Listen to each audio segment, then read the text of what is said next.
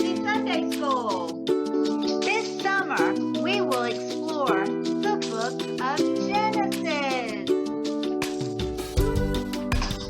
Let's discover the amazing beginning of the world with God's creation. Come follow me. Well, hey guys, I'm so excited about this week's lesson. We are going to look at the insects, about the blessing of insects. Some are good and some are bad. Today, we are going to look into a beekeeper's life. So I have been invited to a beekeeper's home and look and examine the bees, the life of a bee, the cycle of a bee. So she gave me a list of instructions on what to wear. She told me to wear a white blouse, khaki pants, and a floppy hat, no sunglasses, no perfume, because she said she didn't want to get the bees aggravated. Well, I agree with her. I'm going to try my best not to get the bees aggravated. Also today, what I did was, I looked at the cycle of a caterpillar to a butterfly, and I was able to take pictures of larvae that turn into a caterpillar and then turn into a butterfly. But what was the great thing I got to see was the actual birth of a butterfly, and I was able to get that on tape.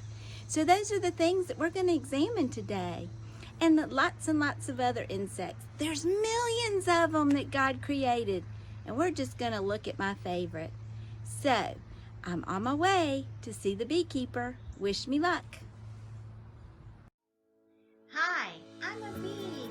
Look how beautiful God made me. I have yellow and black stripes because it warns a predator not to eat me. I taste bad too. I can also sting you. Hello, Mr. Ant. Why did God make you? Even though I'm small, I'm very wise and strong. I work very hard to store food. Hello, Miss Ladybug.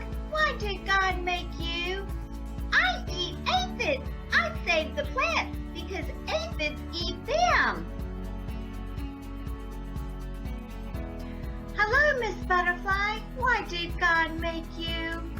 I bring God's beauty to the world, and I help you pollinate plants. Hello, Mr. Spider. Why did God make you? I help control the insect population. Hello, Mr. Mosquito. Why did God make you? I like to annoy people, and I provide food for the fish, frogs, and birds. Hello, Miss Lightning Bug. Why did God make you? Because God wanted me to make you smile. In the book of Genesis, chapter 1, verse 24, let earth bring forth living creatures and creeping things. Let's remember to be thankful for all the creatures God has made. Amen.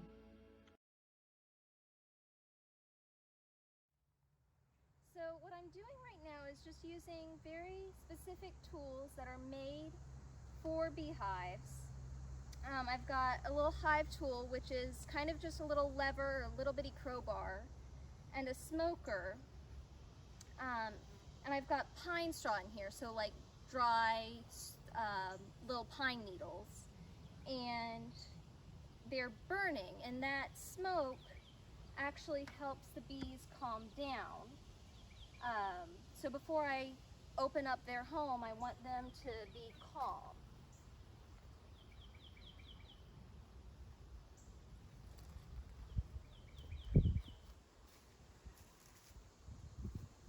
I'm going to move very carefully and very intentionally so I don't scare them.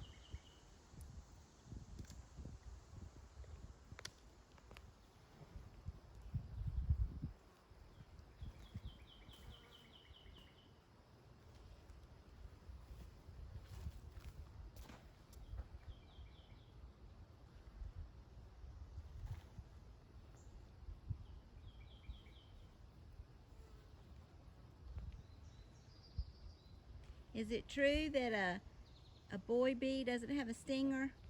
It is. So in the hive, you have one queen bee in a hive and many, many, many worker bees. And then you have a few drones, and the drones are the boy bees. And they can't sting, and they really don't do all that much in the hive. So I'm going to bring this a little bit closer. If you can see the shiny stuff in some of those cells, that's nectar. And that is something that the bees also collect from flowers in addition to pollen. And the nectar is what they bring back to the hive, and they put it in these empty cells, and eventually water evaporates out of the nectar until it gets very thick, and then they cap it over. That's what these solid cells are, and that's what honey is. Wow. So how often do you take the honey out? So the honey, to collect it, to bottle it, really only comes out once a year. And well, from a hive. You know, you might spread out when you go from each hive to get the honey, but really it's mid to late summer is when you go and get the honey, because before that they won't have a chance Wow, to look turn at all that those nectar into honey. And Wow. after that, they need to start saving up their honey for winter. bees. Wow. And so where do bees go in the winter? So in the winter, the bees just stay in their hive, and they don't really hibernate like bigger animals like bears might. But they just stay in their hive, and they move around to keep each other warm. Wow. I noticed, like, on a pretty spring day, you might see a bee out every now and then. I guess they come out on warm days and then go back in to stay when warm. it's warmer, they poke their heads out to see if anything's blooming yet. I'm trying to find you some cells with pollen. So one of the reasons that bees are so important to the world and to the ecosystem is that they move pollen from flower to flower. But they also eat that pollen. You know, the leftover pollen that they don't leave on the flowers actually comes back to the hive with them. And that pollen is full of protein. So just like we might drink a glass of milk for protein, honeybees eat pollen.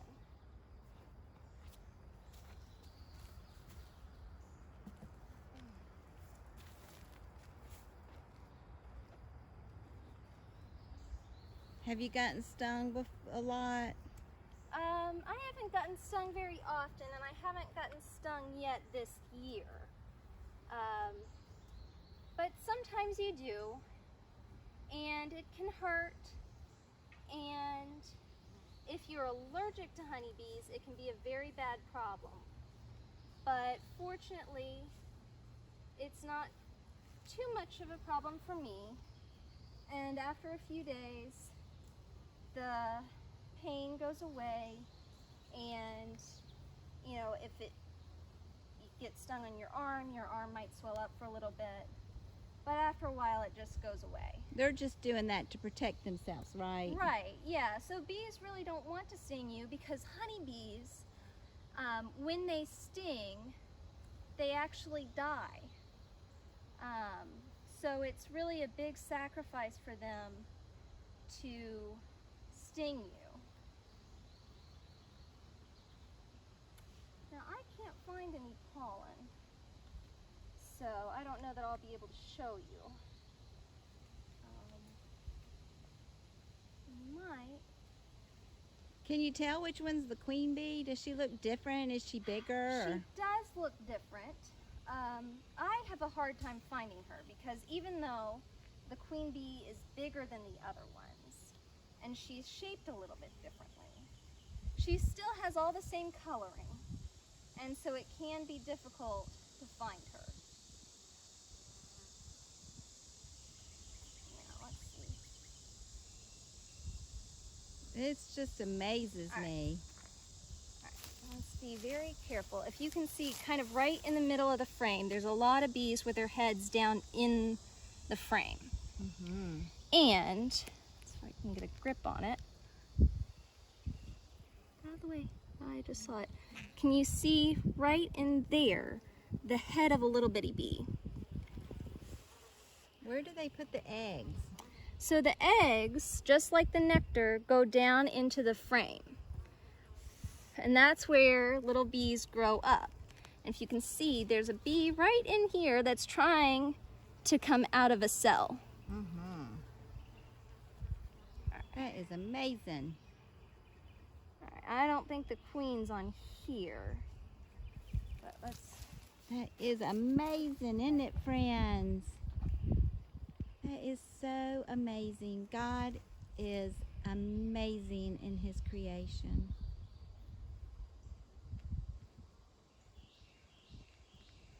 And friends, don't try this at home. If you see a beehive, do not.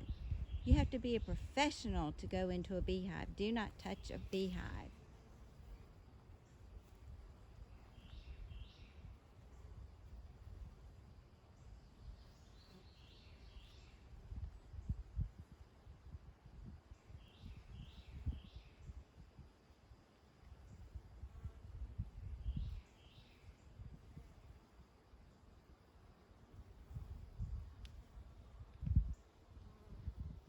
Look at all those bees. I bet you there's thousands and thousands of bees. Oh yeah, so this is actually a very small hive called a nuke. And a nuke is just a way to move a colony around or start a new colony. Most hives have 8 or 10 frames. So this is a frame here, and there's just 5 in a nuke. Most hives have 8 to 10 frames.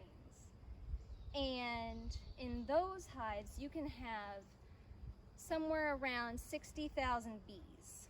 Wow. But this hive just moved here.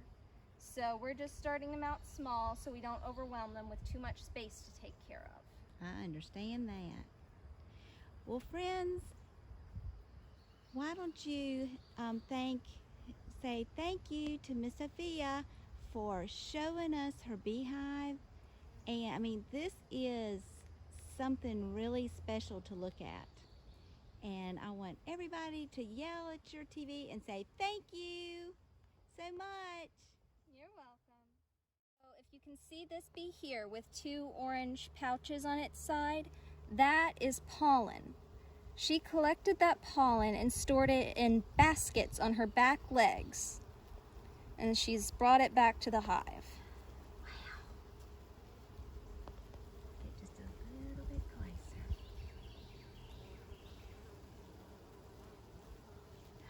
Okay. Well, guys, what a blessing that was for me to be able to be here to see the beekeeper and all the bees. And, you know, don't be afraid of a bee. You can be someone that saves the bees, plant more flowers, help your mom go out and plant flowers, and don't kill the bees. And plant a garden, and just be and help and buy honey. Ooh, honey's so good. So go out and buy some honey and support your beekeepers here. We've got a lot of beekeepers in Burlington. So thanks a bunch. And I'm getting ready to show you a caterpillar to butterfly. Stay close.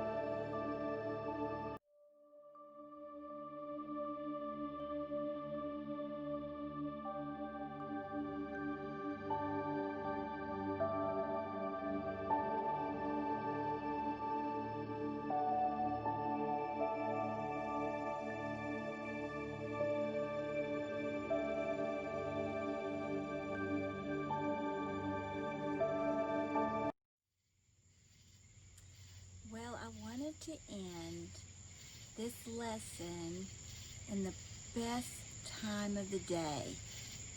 Just listen to that sound, the sound of summer.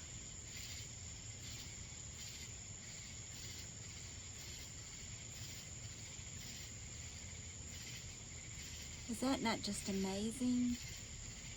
What a miracle. That music that God has given us from the insects that He has made that are just perfect. What a great sound. I hope everybody has a great week. And next week we're going to look into the animals that God has created for us. So tonight in your prayers, I want you to thank God for your blessings and just listen to that beautiful music. I hope you have a great week, and I will see you real soon.